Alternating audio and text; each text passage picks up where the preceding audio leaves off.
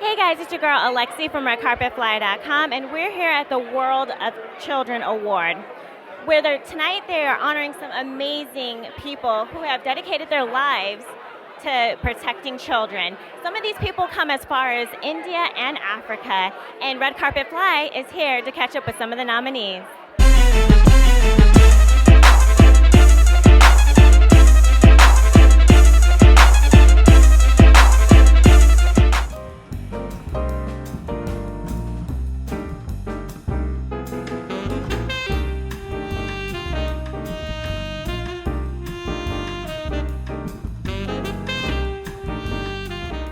What a wonderful organization you have put together.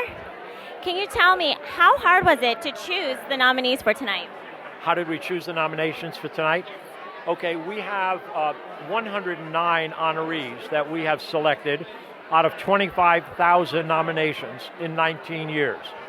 Each year now, we find 2 or 3 of those 109 who have done extraordinary work since we honor them, and we bring them back and redo their work. What we do is we very carefully look at their work, what has been achieved since we last recognized them.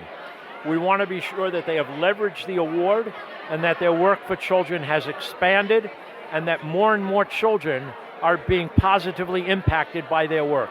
And these 3 honorees have really done an extraordinary job.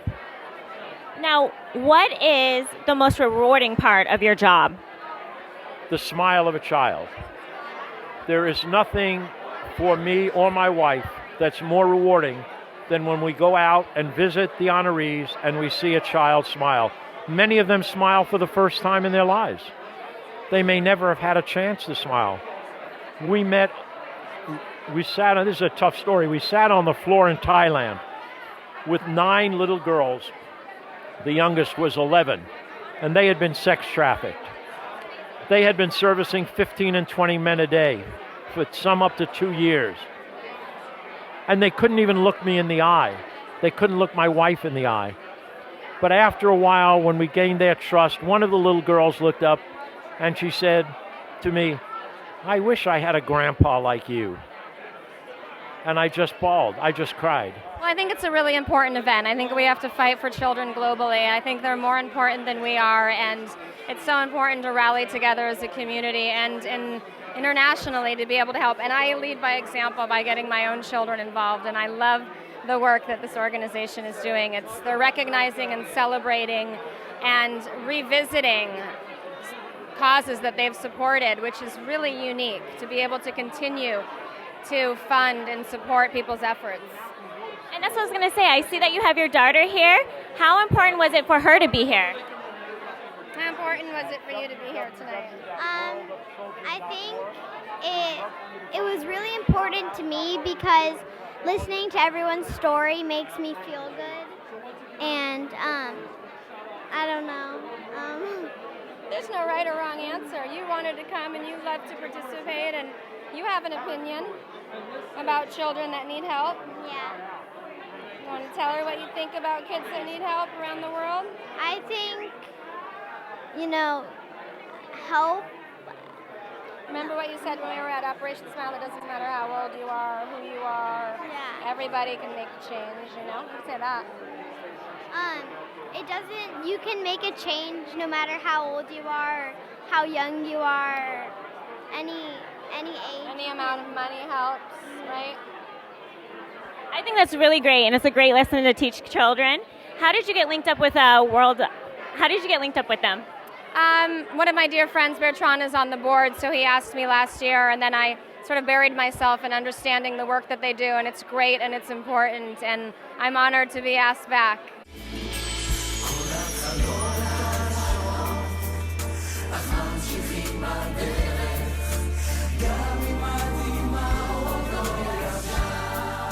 Everything that you're doing in the Dominican Republic is wonderful. Can you tell me how you started your cause and what drew you to that cause? Dice que el trabajo que se está haciendo en la República Dominicana es increíble.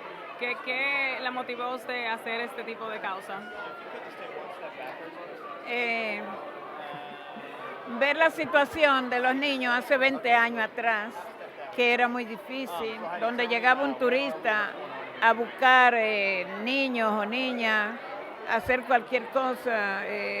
Hice una investigación, no para mí, que me mandaron a hacer sobre la situación, y al ver cuál era lo que lo motivaba y cómo estaba y cómo nadie, el gobierno no hacía nada, yo dije, me dijeron, ¿quiere hacer algo?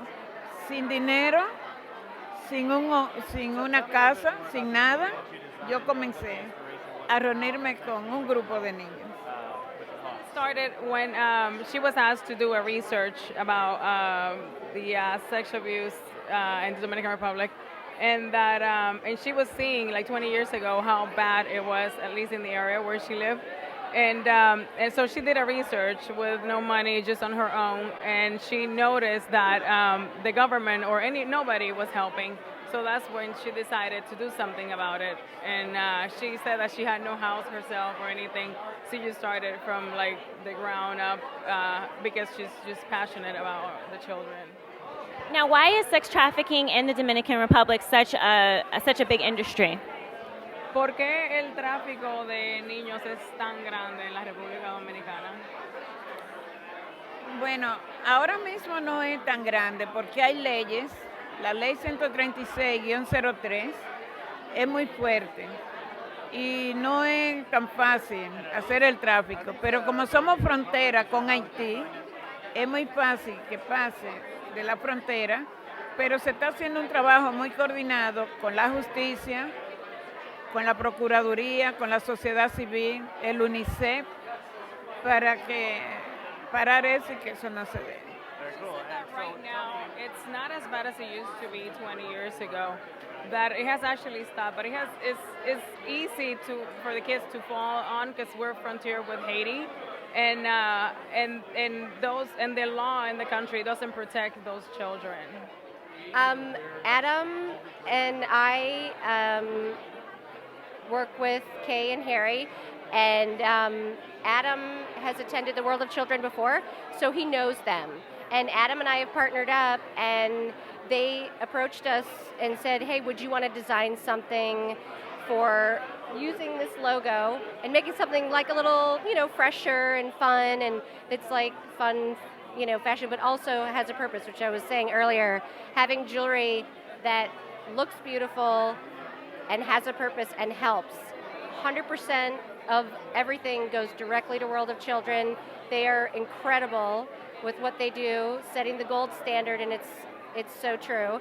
And we're just honored that we were, chosen to help and offer up our, artistic, design, expertise to help make these cool pieces. They're fun, and so there's like a collection of pieces you can get from worldofchildren.org.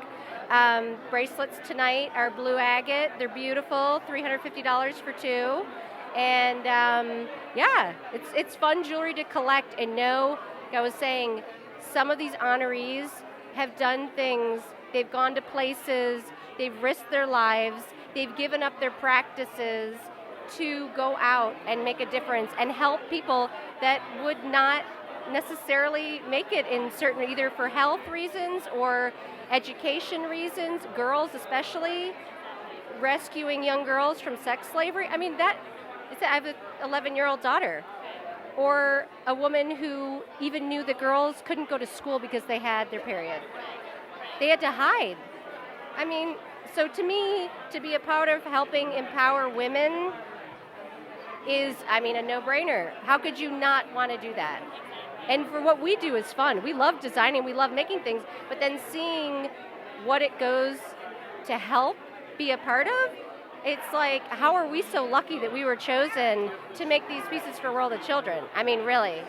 Because we feel like kind of like rock stars, like just to help be a part of raising money that 100% goes to these amazing people that, again, change their lives and risk their lives to go to countries people maybe won't go to help and offer up surgeons, people that are in their special field, just saying, someone needs to help. I've been successful in my life.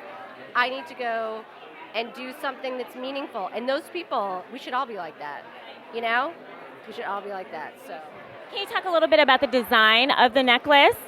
and kind of like what pieces are used and what? I know you mentioned amethyst. Is that also mentioned in the necklace? The bracelets they have this year, they're blue agate and sterling silver, and then they have little stones in the bead, and there's a key with a sapphire, and those are the ones that they're highlighting this time. Then we did a lapis bracelet before, and then we did the locks that have like white topaz and sapphire, and these are locks. This is unlocking the future, so we designed this lock, and those are all can be ordered at worldofchildren.org. And then we made a key before, and we have a charm bracelet. So if you look and see, there's lots of just, they're fun, beautiful pieces, and there's certain charity items, like they need a little kick of fun and fashion. And I hope that we bring a little of that, to the table.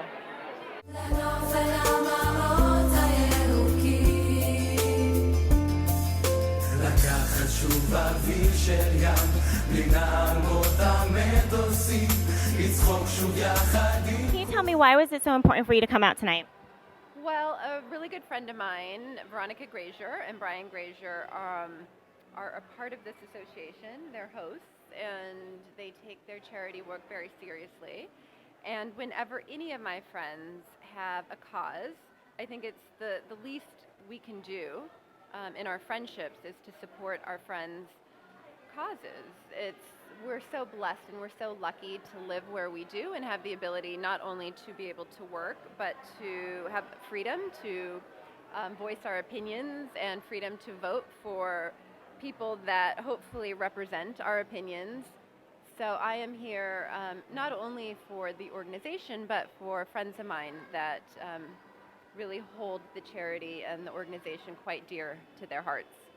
Now, what nonprofit organizations are you a part of? I have actually a platform called Kindness is Always Fashionable, and I make pieces like this hand bracelet that I'm wearing. I don't know if you can see on the inside, there's a little bomb engraved because it's made from pieces of bomb that went off in Vietnam. And so artisans collect this, create the bracelet, and I'm able to take something that was originally intended for hate and turn it into love.